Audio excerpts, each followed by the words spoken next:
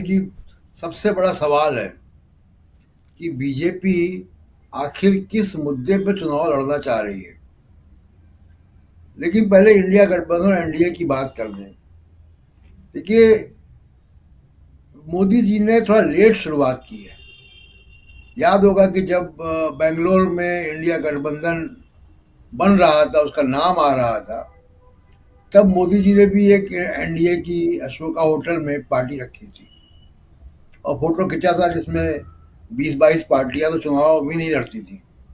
लेकिन अब आप देखिए, उस अशोक होटल की मीटिंग में बीजेपी नहीं था, टीडीपी नहीं था, अकाली दल नहीं था, राजभर नहीं थे उसमें, तमाम दल नहीं थे जो अब हो गए। तो इन्होंने लेट शुरुआत की है। और जी। दूसरी बात राजीव जी, बड़ी ऑब्जेक्टिविटी के साथ मैं कह रहा हूँ कि हम पत्रकार और विश्लेषक भी, जब समाजवादी पार्टी और कांग्रेस के गठबंधन की बात आती है, तो हम तमाम तरीके के विश्लेषण करते राजीव जी कि कार्यकर्ता कैसे काम करेंगे, सीटों का तालमेल क्या होगा, कार्यकर्ताओं में सिनर्जी होगी कि नहीं होगी, तालमेल होगा कि नहीं होगा। लेकिन जब बीजेपी किसी के साथ गठबंधन करती है, तो किसी मीडिया में, न इधर वाले में न उधर वाले में, ये एनालिसिस नहीं होती है।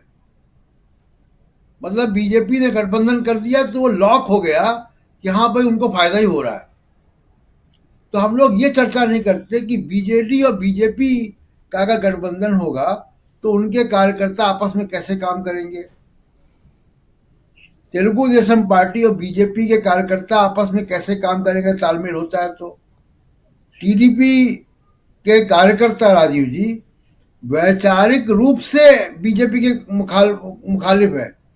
नेता चला जाएगा बात अलग है, एजेंसियों के डर से, जिस भी वजह से। लेकिन जो जमीनी कार्यकर्ता है, वो जमीनी कार्यकर्ता तो बीजेपी के खिलाफ राजनीति करके जीवित है वहां। तो वो कैसे जुड़ेगा एक साथ। इसलिए मैं कह रहा हूं कि जब तक आप सिनर्जी लेवल की बातें दोनों तरफ होनी चाहिए। मुझे लग रहा है कि सिर्फ गठबंधन बना के हेडलाइन क्रिएट करना, हेडलाइन क्रिएट करके आप, एक ही दिन चलती वो हेडलाइन। अब सुरेश पचौरी जी गए हैं, एक हेडलाइन है वो केवल। कल चर्चा उनकी ना आप करेंगे ना हम करेंगे ना ही मीडिया करेगा। जी। बीजेपी का ही मीडिया नहीं करेगा पचौरी जी की चर्चा। वो तो एक ऐसा नेता है कि जैसे कभी कभी हम लोग किसी कार्यक्रम में जाते हैं और कोई गिफ्ट मिल जाता है, तो समझ में नहीं आता कई दिन तक कि इसको दीवार में टांगे कि मेज में रखें कि शोकेस में रखें, इस्तेमाल क्या करें उसका। तो बीजेपी पचौरी जी का जो सारी जिंदगी राज्यसभा से गए, उनका इस्तेमाल क्या करेगी। अब दूसरी बात देखिए, चुनाव हमेशा एक लाइन के मुद्दे पर चुनाव होता है। 2014 में एंटी इनकम्बेंसी थी, अन्ना आंदोलन था, मंत्री जेल जा रहे थे, और एक नारा लेकर आए थे मोदी जी, अब की बार मोदी सरकार। और उसके तमाम सारे वेरिएंट्स थे, नहीं होगी महंगाई की मार, अब की बार मोदी सरकार, वगैरह वगैरह। अब 2019 में आपने कहा कि राष्ट्रवाद, राष्ट्रवाद का मुद्दा भी नहीं था। वो तो पुलवामा के बाद बन गया, पुलवामा बालाकोट के बाद बन गया। और उसके पहले तक रफेल, भ्रष्टाचार, चौकीदार, चोर है, ये हावी था।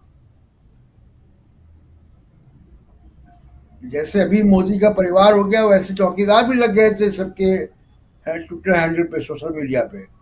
मुद्दा हावी था वो, पुलवामा ने बदल दिया। कहने की बात है राजीव जी कि चुनाव हमेशा, चाहे वो वीपी सिंह का चुनाव हो, चाहे वो राजीव गांधी का चुनाव हो, या 2009 का, 2014 का चुनाव, हमेशा एक लाइन के मुद्दों पर चुनाव तय होता है, जिसको हम लोग पॉपुलर भाषा में नैरेटिव कहते हैं। जी। मुझे अभी तक ये समझ में नहीं आया है राजीव जी कि मोदी साहब किस एक मुद्दे पर चुनाव लड़ने जा रहे हैं। कांग्रेस ने पिछले 15 दिन में बहुत साफ कर दिया है कि उनके 3-4 बड़े मुद्दे हैं।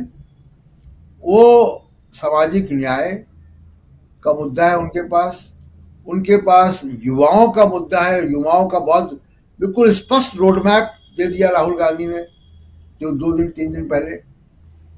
उसके बाद किसानों का मामला है, एमएसपी का कानून है, जातिवाद जनगणना है। ये 3-4 बहुत स्पष्ट मुद्दे हैं। मुझे अभी तक ये समझ में नहीं आया कि मोदी साहब किस मुद्दे पर चुनाव लड़ने जा रहे हैं। क्या राम मंदिर की उपलब्धि पर, या सरकार की कौन सी उपलब्धि है जिस पे चुनाव वो लड़ने जा रहे हैं। आमतौर पर, जिसको मैं पहले भी कह चुका हूं, कि उनका जो मीडिया है, बीजेपी का जो मीडिया है, बीजेपी का मीडिया भी मोदी साहब की इमेज एक चिड़चिड़े बुजुर्ग आदमी की बना रहा है कि वो जहां भी जा रहे हैं वो सिर्फ विपक्ष की बुराई कर रहे हैं। आज उन्होंने, कल बंगाल में उन्होंने वामपंथी पार्टियों की बुराई कर दी कि वामपंथी पार्टियों ने बंगाल को कुछ नहीं दिया। वामपंथी पार्टियां सरकार में जब थी, आज की युवा पीढ़ी को तो याद भी नहीं होगा। जी। वहां दशक से ऊपर ममता बनर्जी की सरकार है, 15 साल से। वामपंथी को तो गए हुए जमाना हो गया। तो ये कहां से वो लेके आ रहे हैं मोदी साहब। उनको क्लैरिटी नहीं है कि वो चुनाव किस पे लड़ने जा रहे हैं। तो 400 सीट का मामला, अभी आप दक्षिण भारत की बात कर रहे थे, 125 सीटें, 130 सीटें दक्षिण भारत की है, जहां आप है नहीं। तो 400 सीट का रियलिस्टिक बात नहीं है। तो बड़ी जो मेन जो बात है राजीव जी, वो ये है कि मोदी साहब को अभी भी क्लैरिटी नहीं है शायद, या उनकी टीम को क्लैरिटी नहीं है कि उनको चुनाव में क्या करना चाहिए।